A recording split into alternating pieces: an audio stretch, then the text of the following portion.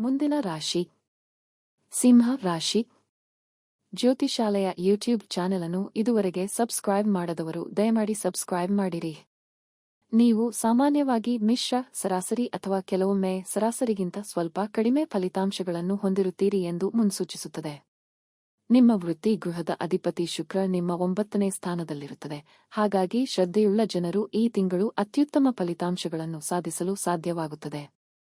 ಈ ತಿಂಗಳು ನಿಮ್ಮ ವ್ಯವಹಾರಕ್ಕೆ ಅನುಕೂಲಕರವಾಗಿದೆ, ಆದರೂ ನೀವು ಸ್ವಲ್ಪ ಕಷ್ಟಪಟ್ಟು ಕೆಲಸ ಮಾಡಬೇಕಾಗಬಹುದು.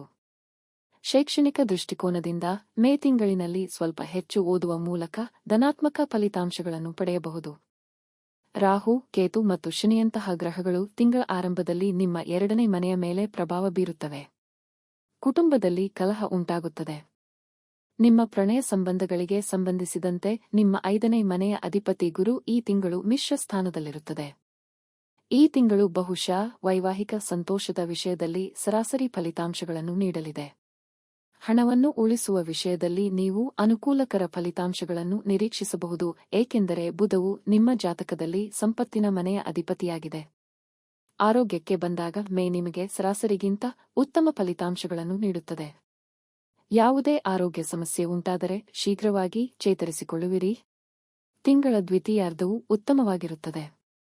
ಪರಿಹಾರ ಕ್ರಮಗಳು: ಮಂಗಳವಾರ ಹನುಮಾನ್ ದೇವಸ್ಥಾನದಲ್ಲಿ ಕೆಂಪು ಬಣ್ಣದ ಸಿಹಿ ತಿಂಡಿಗಳನ್ನು ಅರ್ಪಿಸಿ ಮತ್ತು ಜನರಿಗೆ ಪ್ರಸಾದವನ್ನು ವಿತರಿಸಿ.